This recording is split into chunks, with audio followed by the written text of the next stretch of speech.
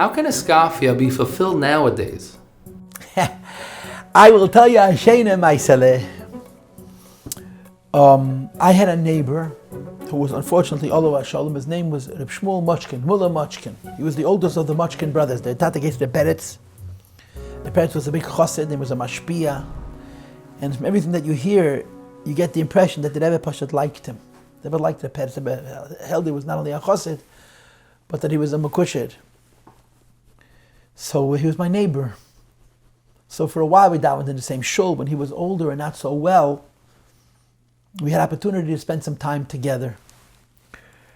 So he was a very interesting man. So one of the stories that he told me was about my Elter Zayde. My father's grandfather, his name was Nevler. Nevler was a big chassid. He was a big chassid.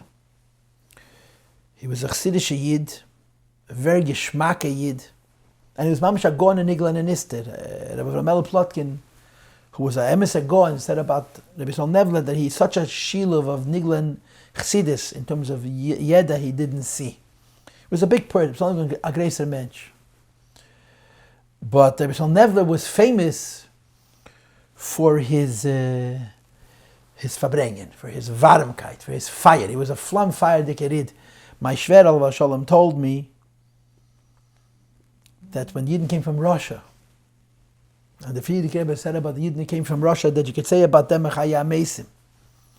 So one of the Yidden who came from Russia was Rabbi Nevler. Unfortunately, he never made it out of Germany. He passed away in Poking, but he did come out of Russia. So when the Rebbe heard, the Frierdiker Rebbe heard that he came from Russia, the Rebbe's comment was, der zählt noch Meises. Is he still telling stories? That was the Frierdiker Rebbe's comment. Der zählt noch Meises. Anyway, Rabbi Nevler was a Chassidish Yid. So Rabbi Shmuel Mochkin told me that he went to visit him in Tashkent. This is wartime, and Bechlal, the Asian accommodations were not exactly grandiose, and the homes were sunken into the ground. They were not beneath the ground completely, but in order to enter into a home, you had to duck down. In other words, the doors were not very tall, because the homes were, let's say, a foot or 2 or 3 under the ground. That's how they would build it. So you had to duck down to come into the house. Maybe the houses had sunk. Anyway, Reb Shmuel Mochkin told me that he walked in to see the Zayde. He was talking about his Malamed. Reb Nevler was a Malamed of many Chassidish Yidden and their children and grandchildren. And he smashed his head against the top of the door, against the lintel. He didn't pay attention. And he smashed his head against the door. It must have been very unpleasant. So my grandfather saw him bang his head against the door stop, the lintel. So he said to him, Shmuel, du weißt von was angeklagt dem Kopf, weil du willst sich nicht abbeigtan. Those were his words. Shmuel, you know why you smash your head? Because you don't want to bend. This is a story which I don't know how many people have heard. I heard it directly from him. Why am I telling this story? Besides to the fact that when you have a story that you think is not well known, it's good to share, is because that's what Iskafya means. Iskafya means abegtan, to bend.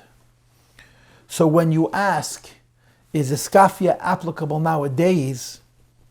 Of course it's applicable nowadays. And Iskafya means abegtan, zich, to bend yourself. In psychology, in common sense, in any philosophy of life that's responsible and mature, even if it's completely self-serving. In other words, if you take the Eibishter out of the picture, Rachmana litzlan, hoyelei sihiya, but you have a philosophy of life which is not just about eat, drink, and be merry, but it's about responsibility and wisdom. Discipline is a fundamental part of it. You don't need to be religious to understand the need for self-control and discipline, and that involves bending. Not everything you want you have to have. I heard from one of my Rashi Yeshiva many years ago, I think he said it in the name of Reb Nis Nemenov, that Reb Nis Nemenov came here from France, and he spent 3 Tishreis here. He would say Tishrei Tavshin Tezvav, Tavshin Yud Zayin, Tavshin Yud Tes, by the Rebbe's blessing and okay.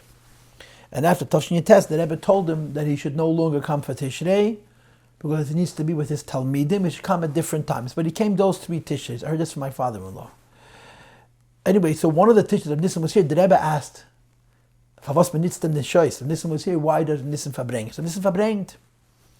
And on one of the Verbringen that Nissen participated in, somebody said to Reb Nissen that in America there's no Iskafya. Now anybody who knew Reb Nissen knew his whole Metzius was Kabbalah Sel Iskafya. He was very shaken up. He took it very seriously. He was an earnest man, and Nissen was not a... There was not a cynical bone in his body. There was not a callous bone in his body. He was a very sincere man. He was very shaken by this, so he actually asked the Rebbe. He went to the Rebbe and says, is it true that what the Bachram told me, whoever it was, as an American stuck in Iskafya? So the Rebbe swung his hands out. And the way I recall the story, the words were Avil de Svara. Avil de Svara. I'll say the whole thing in Yiddish, I'll translate it in English. Avil de Svara. Faste navade nicht. Teines leshoyes darf man trachten. Aber nicht essen, was es will sich, und essen, was es will sich nicht, sicher ist da heint Iskafya. And in English it translates, it's a crazy idea. To fast is out of the question. In other words, Rebbe put reins on Iskafya. To fast, for sure not. To fast for portions of a day, for a few hours, I want to think about it. And to be sure, the Rebbe would later on completely cancel the idea of people not eating. But to eat what you don't want and not to eat what you always want, of course there's Iskafya nowadays. The Rebbe said this probably over 60 years ago.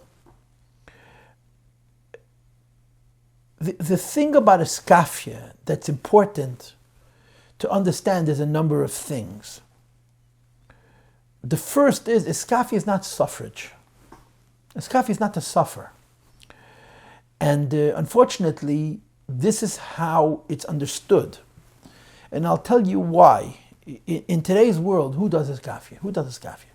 The kids, the boys of 13, 14, 15, those are the sincere bachrim that we have. And I would suppose that the Balei Tshuva are doing Iskafya, and they don't have guidance. And even if they have guidance, they don't trust their counselors because they don't see amongst their mashpiyim that the mashpiyim should practice Iskafya. So Iskafya expresses itself in this idea of deprivation. If a person does Iskafya and his feeling is that he's making himself suffer, is missing the point. The point of Iskafya is what it says in Hayom Yom. I mean, there's a Hayom Yom which summarizes it most succinctly, that Talmidei Chassidei Murazok, the Chassidim of the Alter Rebbe, affected in themselves that everything that they want, they shouldn't have, v'hoya bazeh mishum bitul hatayva. That if it's something that they desire, they shouldn't have, and the reason they did this because they wanted to break their taiva. Their taiva means their weakness. I translate the word taiva as weakness. So you have to think of Iskafya in real terms. Iskafya in real terms is a means to an end. Not everything I want I should have. Not everything I think I need do I really need. And I should tell myself no, but it's never, I shouldn't have this because this is bad for me. I shouldn't have this because this stands between me and the Eibishter. And that's how you have to do Iskafya in a healthy way.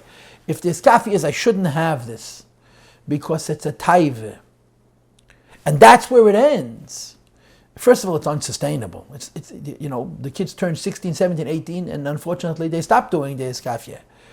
Because it's not about not having this. It's about having gadol u'lukus.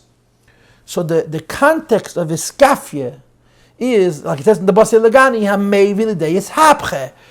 When a person teaches himself how to say no to himself. When a person tells himself, I want this but I don't need it. It's not, I want this, I don't need it, and therefore I'm not going to have it. I want this, and I don't need it, because I need the Eibishter. That's the legitimacy of the Iskafya. It's the sustaining of the Iskafya. If a person is going to do Iskafya in a way that he's going to remain disciplined, he teaches himself how to tell himself no, and he successfully doesn't indulge in the things that he tells himself no. And the neshama of this person is a dvekas nelakus. That's sustainable. That's real Iskafya.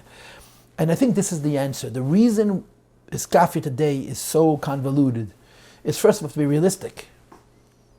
Not eating a piece of bread is not Iskafya today. It's Iskafya in the times of the Mittel Rebbe's Chassidim. Iskafya has different definitions today. I don't have to necessarily have 10 shirts. I can have 7. Or I don't need to have 3 pairs of shoes. I'm talking about a bocher in yeshiva. I can have 1 pair of shoes. But more importantly, the Iskafya is Mevel de Ishapche. If the Iskafya is I want to make myself suffer, that's not Iskafya. The Iskafya is I want to be closer to Hashem. And I can't be closer to Hashem because this stands in the way. And the more I bend myself, the closer I come to HaKadosh Baruch Hu. That iskafia is sustainable and it's very, very realistic. And to be sure, when you have a mindset that the iskafia brings to the ishapche, you automatically have a healthy understanding of where the iskafia should be. Where should I discipline myself? What should I tell myself no about? And the answer to that question is, it's in those areas where I'm having a difficulty coming closer to Hashem. And when I appreciate the desire to be more involved with HaKadosh Baruch Hu, the place where the iskafia should be becomes almost in every case clear.